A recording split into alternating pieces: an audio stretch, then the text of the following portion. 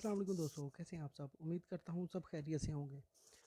दोस्तों, अभी हमने लास्ट वीडियो में यूबंटू को इंस्टॉल किया था अपने सिस्टम के अंदर, और आज हम इसके अंदर एसएसएच को इनेबल कैसे करते हैं इसे देखेंगे, और स्टैटिक आईपी अपने सिस्टम को कैसे देते हैं उस चीज़ को देखेंगे।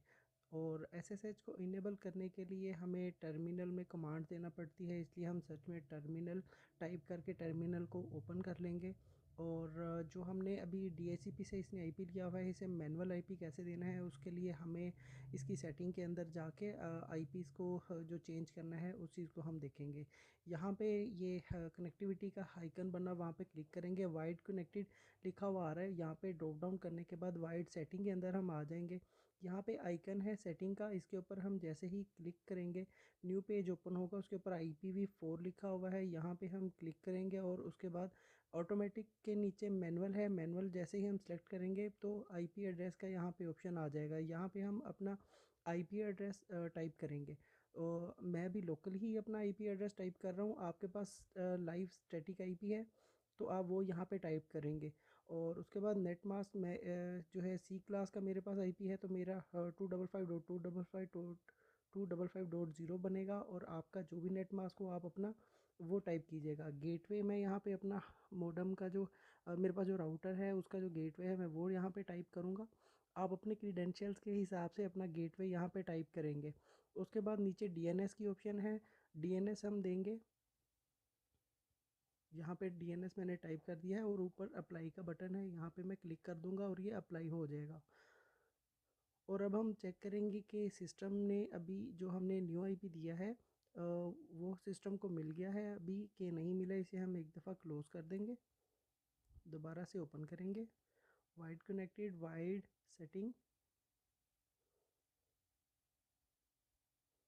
और जो सेटिंग का आइकन है उसी के ऊपर हम क्लिक करेंगे। अभी तक इसने न्यू आईपी नहीं लिया, और अभी इसे अप्लाई पे क्लिक करके इसे बंद कर देंगे और इसे कनेक्शन को ऑफ करेंगे, दोबारा ऑन करेंगे और आप चेक करेंगे न्यू आईपी इसने उठा लिया है। अप्लाई करके इसे ओके कर देंगे और इसे क्लोज़ कर देंगे। अब हम एसएसएच को किस तरह से हमने इनेबल करना है उसके लिए हम सबसे पहले चेक करेंगे सिस्टम में इंटरनेट आ रहा है कि नहीं आ रहा। गूगल का डीएनएस हम पिंग करके चेक कर लेते हैं।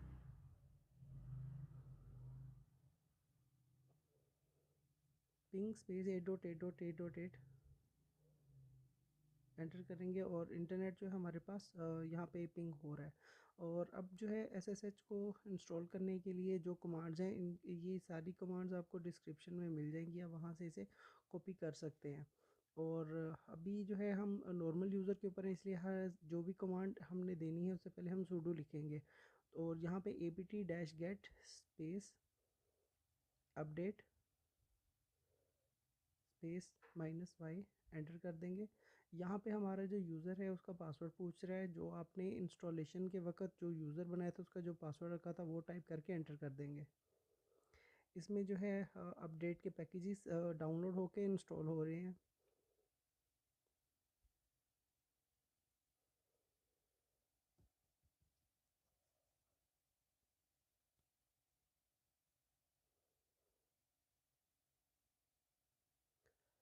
ये डन लिखा हुआ आ गया है, ये कंप्लीट हो गया है। अभी जो है एसएसएच को इंस्टॉल करने के लिए उसकी कमांड जो है वो यहाँ पे टाइप करेंगे, sudo space apt-get space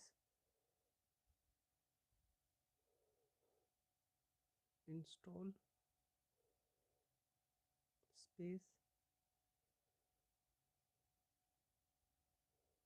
open SSH dash server space -y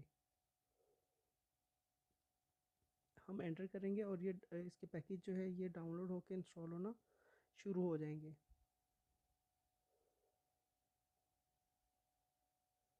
ये कंप्लीट हो गया है दोस्तों। इंस्टॉलेशन जो है एसएसएच की हो चुकी है। अभी दूसरा सिस्टम है, यहाँ से हम पुटी के थ्रू एसएसएच उसका आईपी जो है हिट करके देखेंगे कि हमारे पास उसकी एक्सेस आती है, एक्सेस होता है, वो सर्वर के नहीं होता। उसका जो लाइव आईपी है वो पुटी में SSH सेलेक्ट करने के बाद मैं ओपन कर दूंगा।